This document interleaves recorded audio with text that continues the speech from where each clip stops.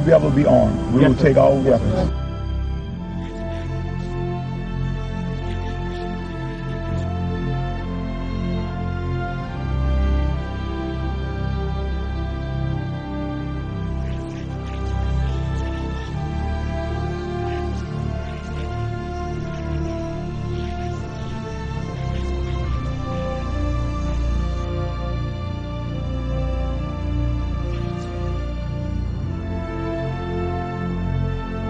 Every service member has an obligation, not just that they can refuse a legal order or an unlawful order. They have an obligation to. They have to. And so they have to make a decision for themselves where that line is.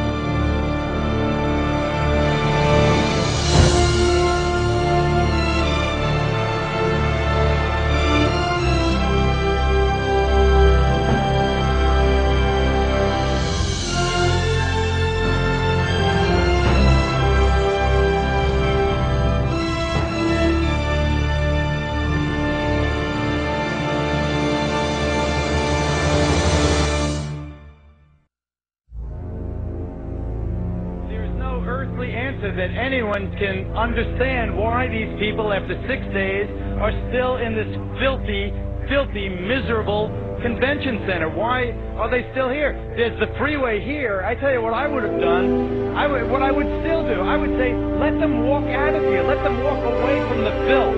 Let them walk away from the devastation. Let them walk away from the dead bodies in here. Let them walk out of there because I'm standing right above that convention center. And what they've done is they've locked them in there. The government said, you go here and you'll get help. Or you go in that Superdome and you'll get help. And they didn't get help.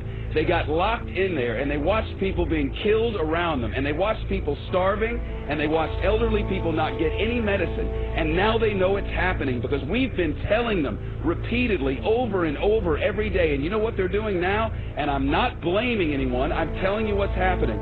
They have set up a checkpoint at the bottom of this bridge.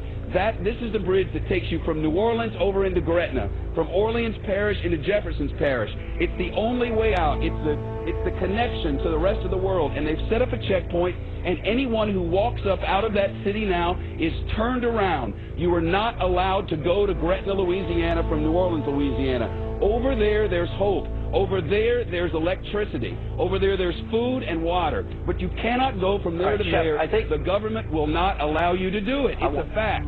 I don't know, man. Let them walk out of here.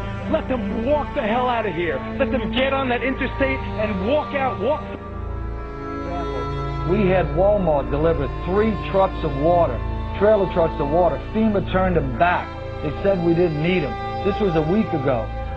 FEMA, we had 1,000 gallons of diesel fuel on a Coast Guard vessel docked in my parish. The Coast Guard said, come get the fuel right away. When we got there with our trucks, they got a word. FEMA says, don't give you the fuel. Yesterday, FEMA comes in and cuts all of our emergency communication lines. They cut them without notice. Our sheriff, Harry Lee, goes back in, he reconnects the line, he posts armed guards on our line and says no one's getting... Before we issued our declaration of 10 orders that we will not obey.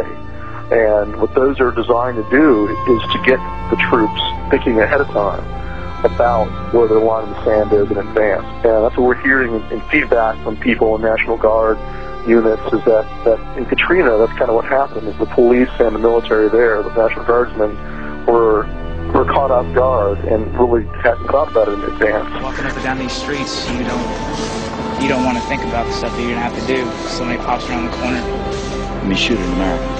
Yeah. And what we're hearing is that it won't be the same way next time. There'll be more who will say, no, I'm not going to do that.